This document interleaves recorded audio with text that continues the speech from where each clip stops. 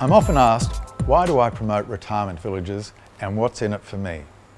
Up until 2006, our business was publishing and we specialised in residential real estate. But several clients and friends asked me to look at retirement villages, saying they offer a great service, but very few people understood what they do. In truth, it didn't sound very exciting to me. In fact, I immediately thought villages were dark places hidden behind big walls where old people live. But then I did some research and I found the exact opposite. Villages are in fact vibrant communities that deliver a unique service to ageing Australians. And this all got me thinking about our society and how we treat our seniors. I must admit it's become a bit of a passion for me.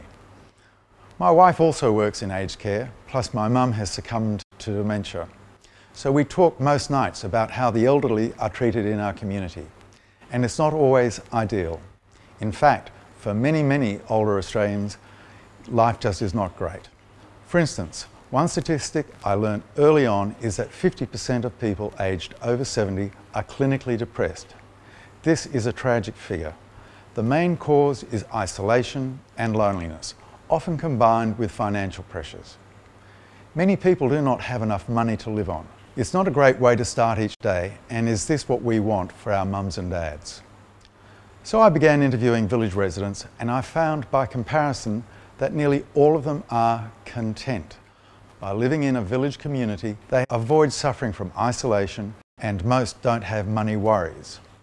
This contentment is backed up by multiple research projects that show satisfaction rates in villages exceed 90%. Our own research of nearly 11,000 real residents across Australia found 97% satisfaction rate, which is remarkable. I don't know of any other product or service that could match it. And by the way, the entry price of a village, I have found, is not the important thing. A $100,000 village is the same as a $1 million village, delivering the same sense of physical and emotional security, as well as the dignity of being part of a community. And what value can you place on that? Of course, it is important not to look through rose-coloured glasses. Villages are not for everyone, and I can't say every village is perfect. In fact, some are not great, for their own particular reasons. Operators can be greedy or difficult, and sometimes it's because there are one or two residents that are not easy to get on with. If you live in an apartment building, you may have experienced such troubles.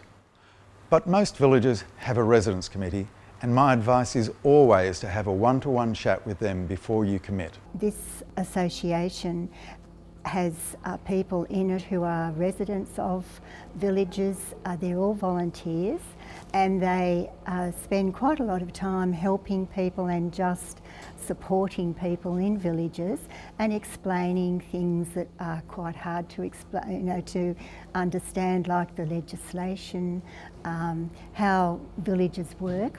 Also have an experienced lawyer check over documentation and make sure your family understands the contract structure. So what's in it for me to promote villages, and would I join one? Well, if we can assist ageing Australians find contentment and not fall into that 50% who suffer depression, then that seems pretty good to me. And yes, I will join a village in the next 10 years or so, because I too want to age well.